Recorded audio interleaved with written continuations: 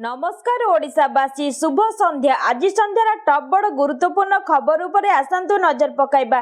संपूर्ण वीडियोटी देखिले जानि परिबे कौन सब अपडेट रही। आपणक भल पाइबा स्वरूप वीडियो को गोटे गोटे लाइक निहाती करि दियंतु एवं कमेंट रे जय जगन्नाथ लिखि दियंतु। एणिकी व्हाट्सएप माध्यम रे करिहेब आम बस टिकेट बुकिंग। आम बस यात्रींक पई खुशी खबर। एणिकी व्हाट्सएप रे बुक करि परिबे टिकेट। व्हाट्सएप रो बहुल व्यवहार को नजर रखी क्रूड पक्षरु आम बस पई व्हाट्सएप रे टिकेट बुकिंग व्यवस्था करा जिवो बोली सूचना मिली।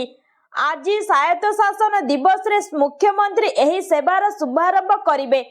व्हाट्सएप एवं आम बस रे टिकेट बुक करुथिबा यात्री को टिकेट मूल्य रे रिहाती मिलिबा नै मध्य घोषणा होई पारे। कहि रखुछु भुवनेश्वर और कटक पुरी रे आम बस रे यात्रा करुथिबा लोकंको एबे डिजिटल पास मिलुची। एहा अन्य शहर को संप्रसारण होई पारे। परवर्ती खबर आज भी भिजिबो ओडिशा। सबु जिला को सतर्क सूचना जारी करा जायछि। रविवार राज्यर अनेक स्थान रे घड़घड़ी सह प्रबल वर्षार संभावना रहिछि। केन्दुझर मयूरभंज रायगड़ा मालकानगिरी कोरापुट स्थाने स्थाने घड़घड़ी सह प्रबल वर्षा होई पारे। पाणीपाग विभागर पूर्वानुमान अनुसार रविवार ठारू वर्षा पुणी क्रमशः बढ़ी पारे। सेप्टेम्बर 3 तारिख पर्यंत वर्षा प्रकोप अधिक रहिबा संभावना रहिछि। सोमवार राज्यर अधिकांश स्थान रे वर्षा होई पारे। केन्दुझर मयूरभंज सुंदरगढ़ गजपति गंजाम नवरंगपुर प्रबल वर्षा और केतेक जिले में घड़घड़ी पवन एवं वर्षार आशंका रहिछि। एभली पाग परिवर्तन 2 दिन मध्य रहिबो। एहा नै पाणीपाग विभागर सूचना रहिछि। परवर्ती खबर हिताधिकारी बड़ खबर। आज सारी दियंतु एही काम नचेत मिलिबनी मागणा राशन। भारत सरकार देशर असहाय नागरिकों समय समय अनेक कल्याणकारी योजना चलांती। एथि मध्यनु गोटे प्रमुख योजना हेउछि जातीय खाद्य सुरक्षा आईन एनएफएसए। जातीय खाद्य सुरक्षा आईन एनएफएसए जहां अधीन रे कोटी कोटी गरीब एवं आर्थिक दृष्टि दुर्बल परिवार को प्रति मासरे राशन कार्ड माध्यम मागणा खाद्य शस्य दिया जाए। आपण को जणाई देउछु जे एबे सरकार राशन कार्ड सहित जड़ित नियम रे एक गुरुत्वपूर्ण परिवर्तन करिसंती। जदि आपण ठीक समय आपणकर राशन कार्ड ई केवाईसी करिनाहांती तेबे आपण को मागणा राशन मिलिबा बंद होई पारे।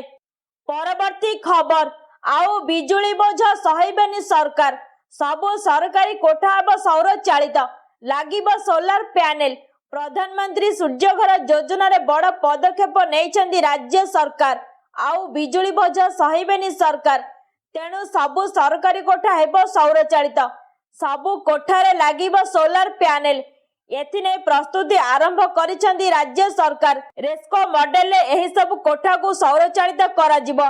1500 सरकारी कोठा चिन्हट होइथिला बेले ओरेडा पक्षरु सर्वे करा जाउची। सर्वे रे सहयोग लागि सबु विभाग को चिट्ठी लिखा जाइछि। परवर्ती खबर हेलमेट न पिंधिले मिलिबनी पेट्रोल। सेप्टेम्बर 1 तारिख रु कड़ा कार्यानुष्ठान।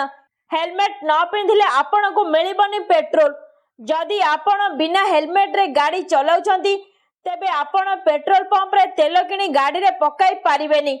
आसंता सेप्टेम्बर 1 तारिख यही नियम कड़ाकड़ी भावे पालन हेबाकू जाउची। उत्तर प्रदेश रा सरकार वर्तमान समय हेलमेट नाही तो पेट्रोल नाही नामर एक अभियान आरंभ करने को घोषणा करिसंती। जेउथिरे कि हेलमेट नथिले लोक पेट्रोल मिलिबो नाही। तेबे उत्तर प्रदेश सरकार द्वारा यही अभियान आरंभ करने सहित सड़क सुरक्षा को गुरुत्व दिया जायछि। परवर्ती खबर मुख्यमंत्री को बड़ घोषणा।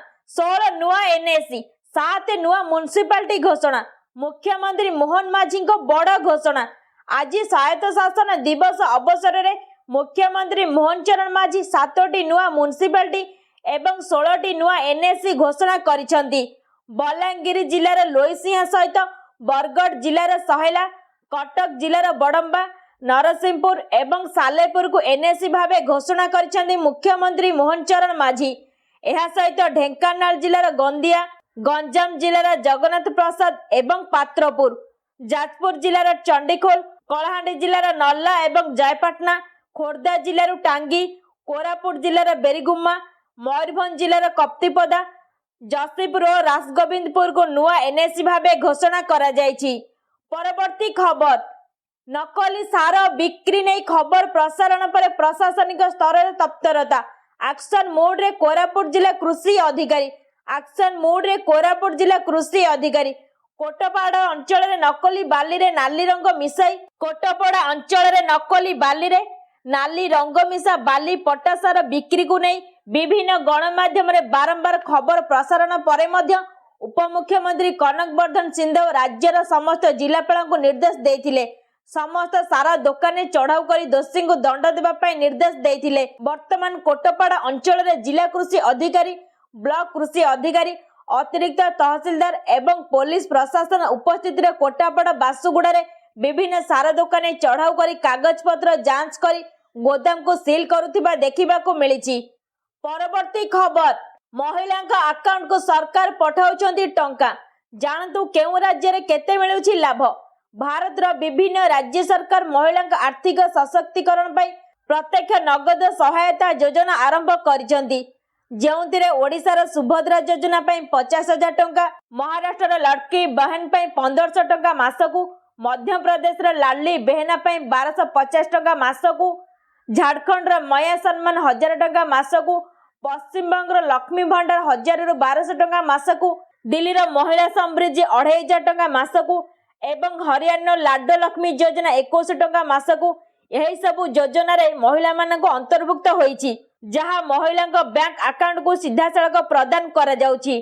परवर्ती खबर योजना जानतु लाभ पांतु।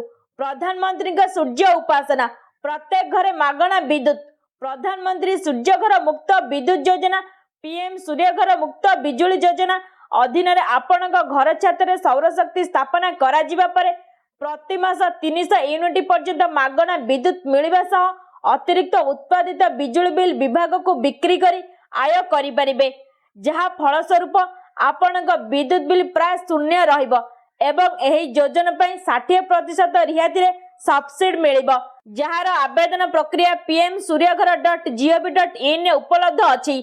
परवर्ती खबर ओडिशा सरकार का महत्वपूर्ण योजना मधुबाबू पेंशन योजना राज्य वृद्ध विधवा निराश्रिता और असमर्थों पर जीवन धारा सम्मान। वर्तमान पेंशन राशि 1000 रु 1200 टंका पर्यंत दिया जाउछि, किंतु लोकंक दीर्घ दिन दाबी हेउछि यही राशि को वृद्धि करी न्यूनतम 3000 टंका करा जाउ।